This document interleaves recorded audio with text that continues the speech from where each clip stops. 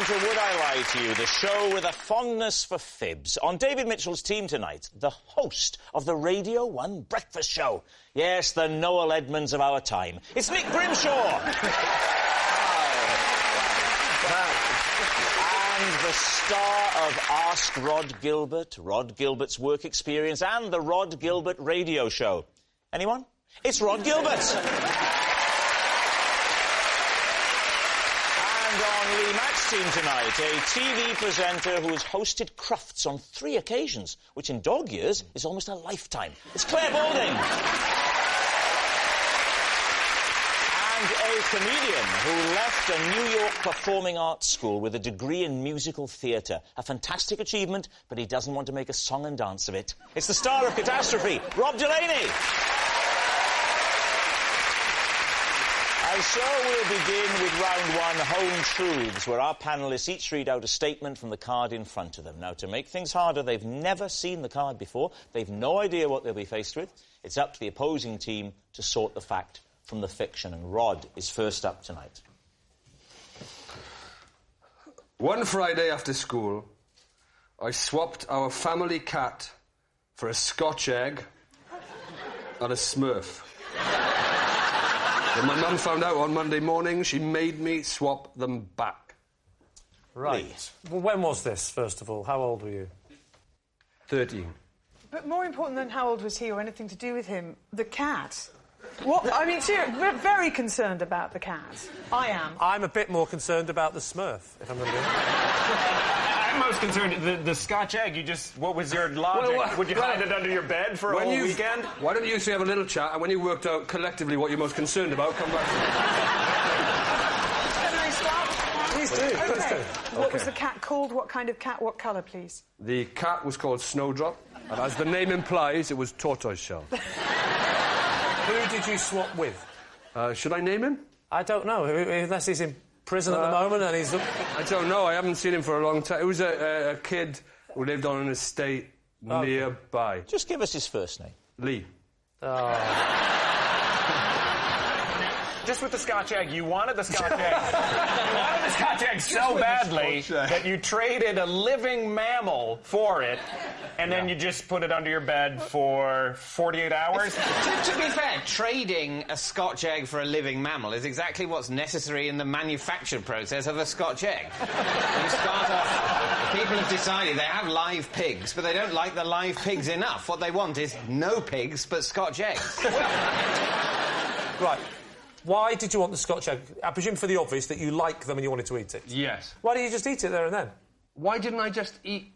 You said you swapped them back again on the Monday. So why that suggests you still had the Scotch well, egg hang on. I mean, the was it Monday? the same one, or had you consumed it and then you just had to give a Scotch egg back? That's right, Rob. It's like the bloody Welsh Mafia, this. You can't help him out. Could I get back to the cat? Cat's obviously very territorial, so would the cat not try and come home? Because they normally do if they've gone out away. He didn't. Not that weekend. Talk us through the actual exchange process. I tell you what, Rob, you stand up. We'll go through it. Come on, I am standing up. I'll role play it with you. Right. OK, so imagine I've got my family cat in my hand. All right. And you with this hand, you have a Scotch egg. Where are we now, Rhod? Where are we? We're in Wales. Are we in Wales? We're in Wales. Oh. We're in Wales. Right, nice. Let's just take a minute. Let's just take a minute. It's lovely. Go on. Right. So we're in Wales. Yeah. I've got a cat in my hand. All right. Right. You've got in this hand a Smurf and a Scotch egg. Yes. Right, now we swap them over. All right, here we go. This is how it happens. This is going to be difficult. Okay.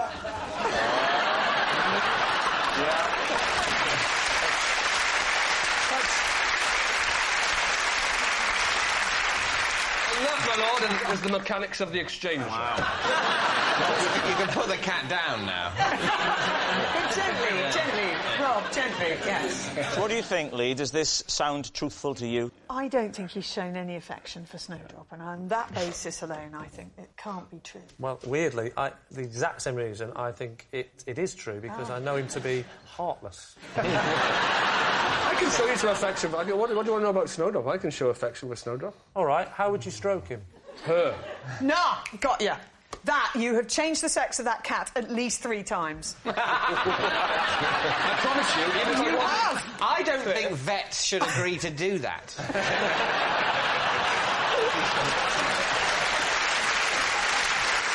It's always been a female cat, Sandra. What are you thinking, Rob? Are you thinking it's the truth? It's really starting to crumble at the end here, so I'm smelling a lie. Both saying a lie. My team say lie. We will go with lie. OK, you're saying lie. Rhod, truth or lie? It is a lie. Yes, it was a lie. Rhod didn't swap his family cat for a Scotch egg and a Smurf. Nick, you're up next. OK, here we go.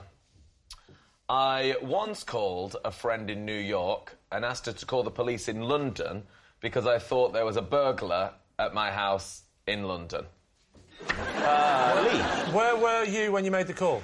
In the house. Why didn't you phone... The police? Yes. Because I'd been messaging my friend. I felt like she'd gone, so I called her, and as I was on the phone to her, I thought there was someone breaking into the house. So I was like, you should phone the police. What did you hear exactly? I just heard, like, irregular noises from downstairs. Irregular Footsteps, noises. Doors closing, so I was like, well, who's that? And were you living on your own at the time? I did have a housemate. And did you not think it might be that person? No. Why? Because at the time, I was doing a nighttime radio show. So I would get home late, and she'd always, like, be quiet when you get in at 1 o'clock in the morning, because I'm asleep. Ah, so you assumed her to be asleep? Yeah. Why don't you put the phone down and phone the police? Because I didn't want to speak in case the burglar... But you are speaking, you're telling her to phone the police. Well, I was like, I need to go. I think there's someone here. Call the police. So that's why I had to get off the phone and not use the phone. Well, look, Nick. Let's reenact it. OK. I'm going to be your friend. OK. In New York. She's an American. She is. Thank God. I thought you were going to say, by coincidence, she sounds like Rhod Gilbert. Yeah, no. She's a very sassy Jewish lady. All right. Yes. Now, Nick, how are things going? Over there. Did you say she didn't sound like Ronnie Corbett? No, she's the opposite to Ronnie Corbett. Oh, she's like New York Jewish kind of person like that. Pretty spot on. OMG! So listen. You finished your radio show. How did it go? I love your impressions, you know that. But you're texting, we don't need the voice. Oh, he wants me to call him. Sure I will. Hi, Amy. How's America? Oh, I love it. There's so many Americans here. Hey, what's that noise in the what is that background? noise? I heard something. I can hear something downstairs. Oh, you were having trouble with your stomach again? No, like downstairs. It's something like downstairs in the house downstairs. I'll pretend to be asleep. You call the police. What, the NYPD? No. My police. All right, I'll call. Okay. Love you. So I put the phone down, and then I just go like this. And then fear for my life. Well, hold on, because it's all happening stateside.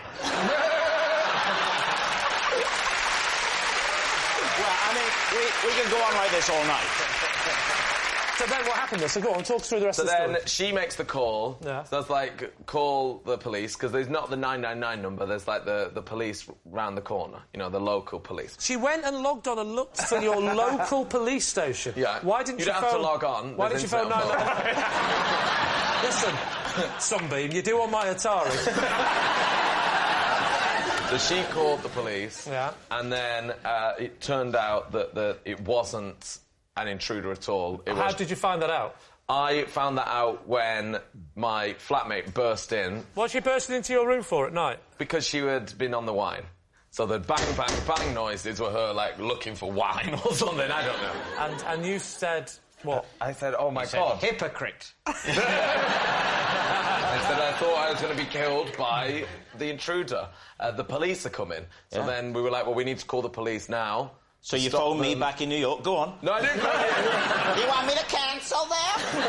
Get on your way, honey. I just went direct. So when you want me, I'm right here waiting. But when you don't want me, you just drop me. Well, screw you, Grimshaw.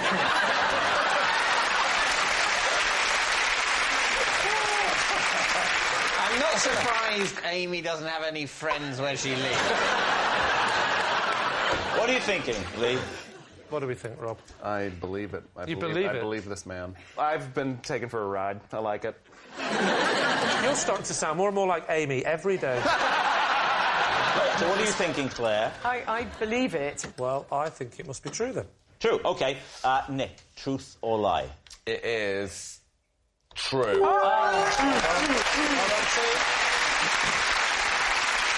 Yes, it's true. Nick did ring his friend in New York and ask her to call the police for him. Our next round is called This Is My, where we bring on a mystery guest who has a close connection to one of our panellists. Now, this week, each of Lee's team will claim it's them that has the genuine connection to the guest. And it's up to David's team to spot who's telling the truth. So please welcome this week's special guest, Greg.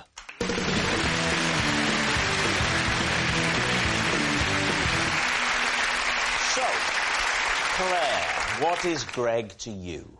This is Greg, and he is the RSPCA officer who came to my aid when a squirrel climbed into my handbag and wouldn't get out. Rob Delaney, how do you know Greg? Well, this is Greg, and we once stayed up all night together, holding on to a fence when a game of who can hold on to the fence the longest got out of hand. Finally, Lee, what's your relationship with Greg? This is Greg. I was so nervous about appearing on TV for the first time that I made him come with me and pretend we were a double act. David's team, where do you want to start? So, Claire, where were you when the squirrel jumped into your handbag?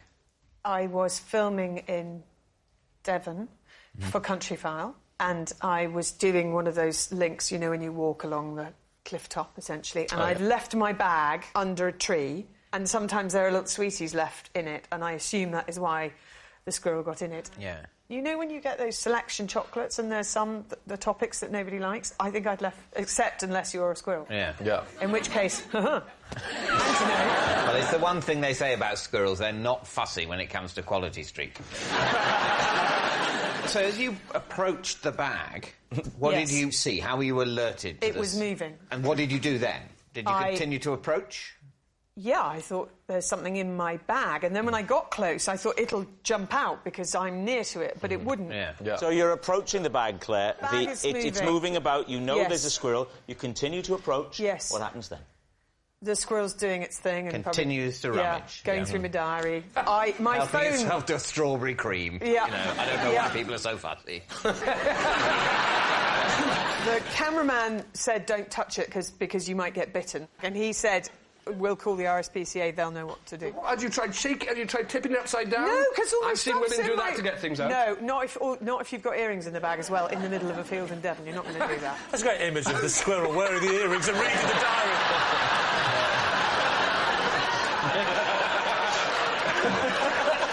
She's got a busy December. No wonder she's got a full date. So they rang the RSPCA. Greg came up to a cliff top in Devon. It did take a while. And the squirrel was still in your bag. Yeah. How did he get it out? How did he get the squirrel out? As it happened, I think the squirrel had probably had enough by then, so he didn't even have to do very much. Oh, the squirrel came out of his own accord? Indeed. Yes, he approached the bag. All right, David, what about the others? OK, Rob, a fence-holding-on contest that got out of hand. Yes. You said all night, Rob, was that right? It went on all night, the fence holding... Correct. Are you standing on the fence and holding... Are you No, we're standing next to a ground? fence. We're standing next to a wooden picket fence, touching it. And where were you? We were in Pittsfield, Massachusetts. One of you said, I'm not saying it's boring here in Massachusetts, but who fancies holding onto that fence all night?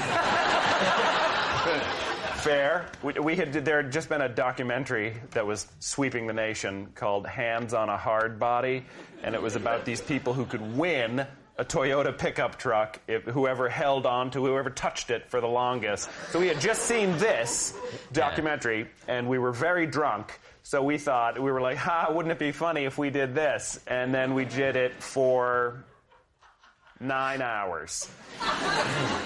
And who is Greg? I mean, how was he there? Greg is the older brother. You can see he's quite a bit older than me. He's the older brother of my friend that I went to college with. Did you learn a lot about Greg? More than I'd care to know. Could we have 5 Greg facts? Opened his own bakery. Let's see.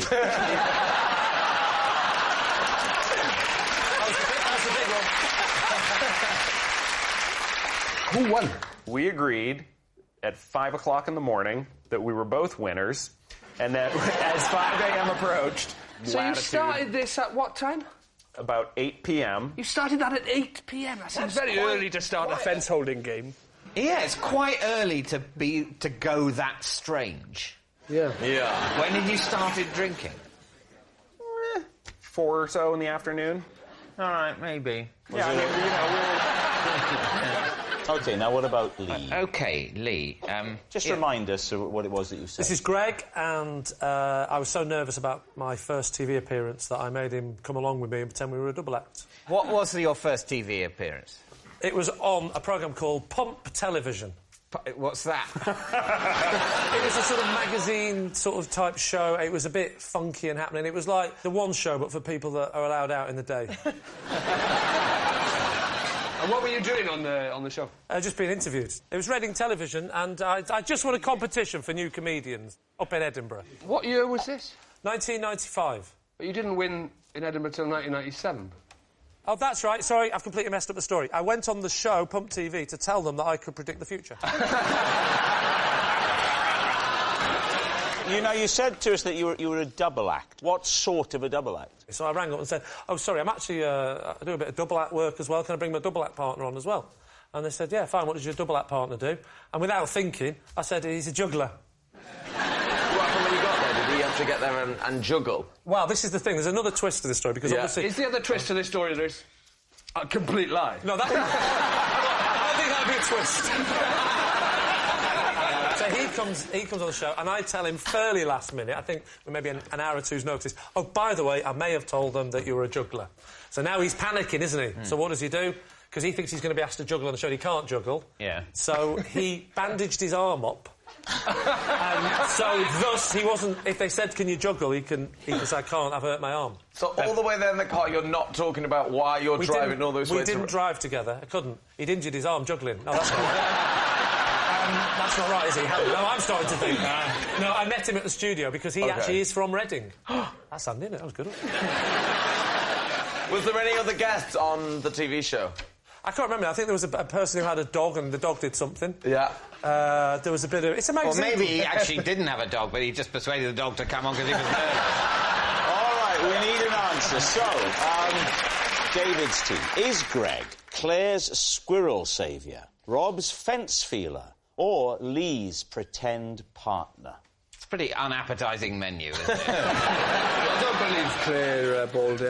I don't believe that she would be scared. Somebody who hosts Country Fire. If there was a sound man there with a boom, you could have used that furry boom to entice... Like, maybe you could have pretended it was a badger. Also, if you were a lady and you saw your handbag moving, you wouldn't immediately think squirrel in there, would you? You'd think, oh, God, it's gone off again.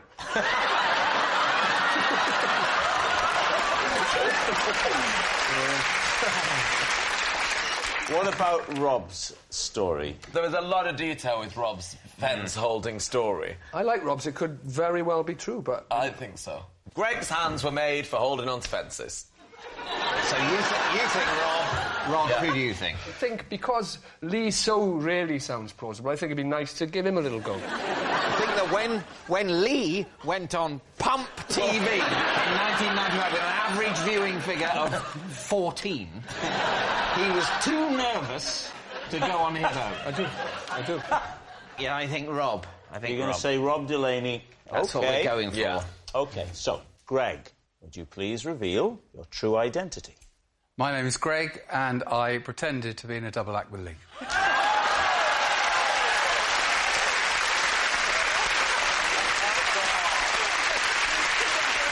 Yes, Greg is Lee's pretend partner. Now, we have a picture of Lee and Greg on TV together. There they are.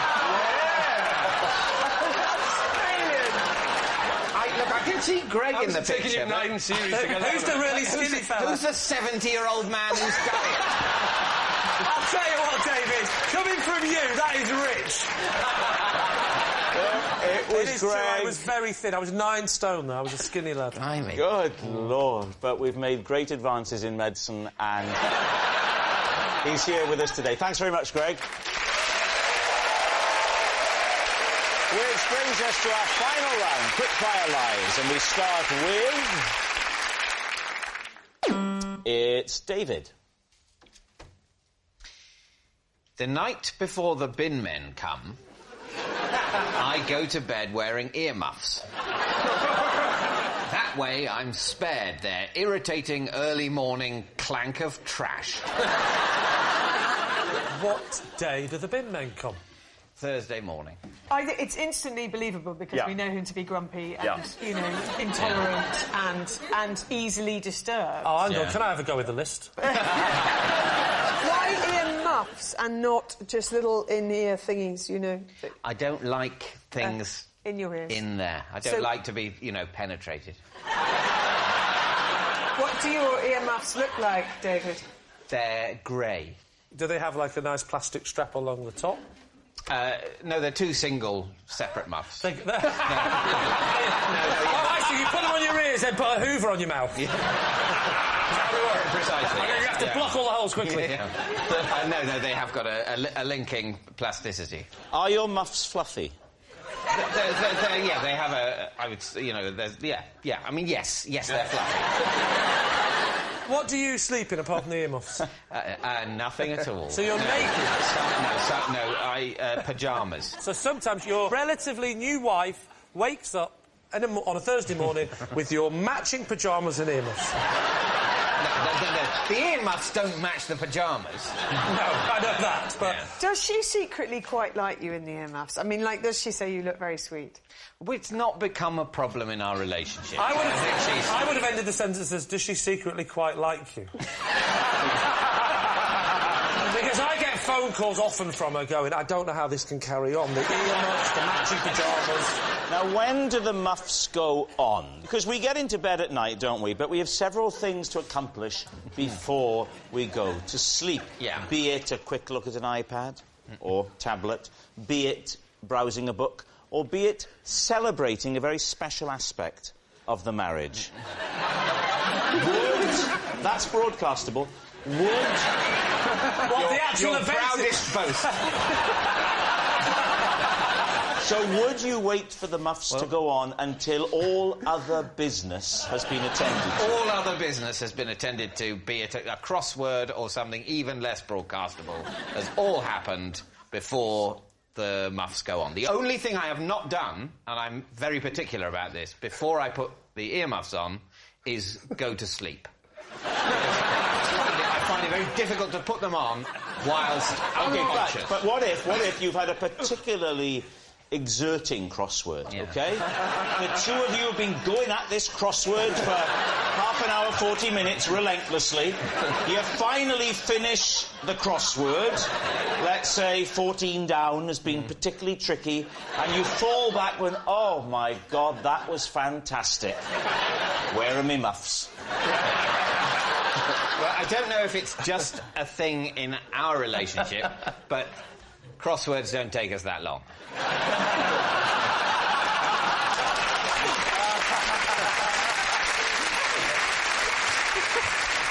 What are you thinking, Lee and Lee's team? What do we think? I think that it is not true. OK. Don't you have to wake up to pee sometimes? That's when I'd throw them on, all night. I don't know. I don't always wake up to pee. I wish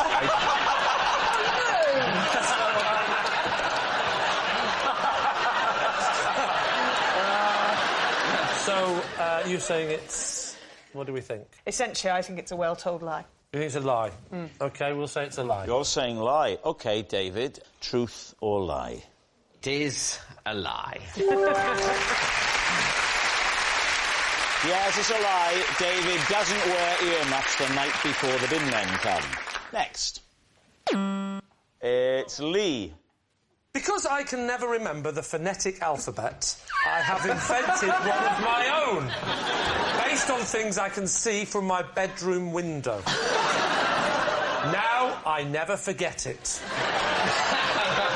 Now, in case there are people watching, perhaps, who don't know what the phonetic alphabet is... Can I just say, I'm one of them? It's, it's kind of Alpha, Bravo, Charlie... Why is that called the phonetic alphabet? There's nothing phonetic about it. Just do us a favour, lads, keep discussing. It gives me more thinking time. So, Lee... Yes? Take us through it. Well, where would you like me to start? A. A. A for apple tree. And to the point where I will do this on the phone when they say, what's your postcode? I will use these. Well, carry on. B, this is the one that can get confusing. B for bird. Because obviously the bird isn't always there, but you can always hear or sense a bird. So B for bird. Yeah. You can always C for cat. C for cat. There's always a cat. I think I know why there's no birds. D, think where I'm going with this.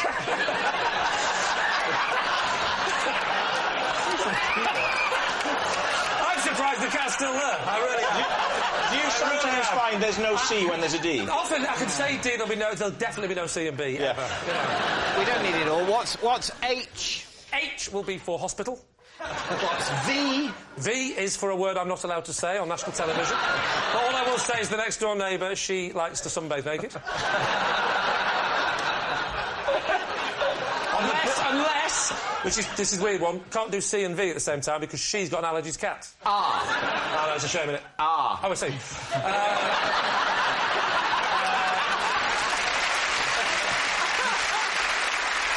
What's the name of the hospital? What? What? H. You said H for hospital. All I can see is the A and E sign, or as I call it, Apple Tree and Edna. Take me to Apple Tree and Edna.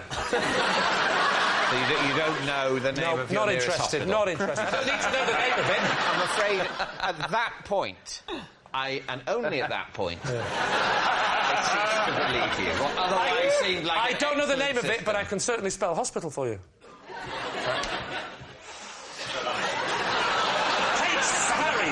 For hospital! For hospital! You said it's for hospital! Oh, yeah. Oh, yes. Yeah. That was it. Even though I say so myself, that was a bad mistake. So what are your team thinking? I don't believe it at all. At all. What about you, Nick? I think that he does do this, and he's made it a nice, lovely story to throw us. But I think that Lee actually does, when he can't think of the real-life ones, will say Edna. Just or to be whatever. clear, perhaps the most fascinating moment of the whole evening, Nick, you think that's true? It's true. OK, it's time to decide. A lie. Lie. OK, you say it's a lie. Well, here we go. Lee, is it true or is it a lie? You have to actually ask.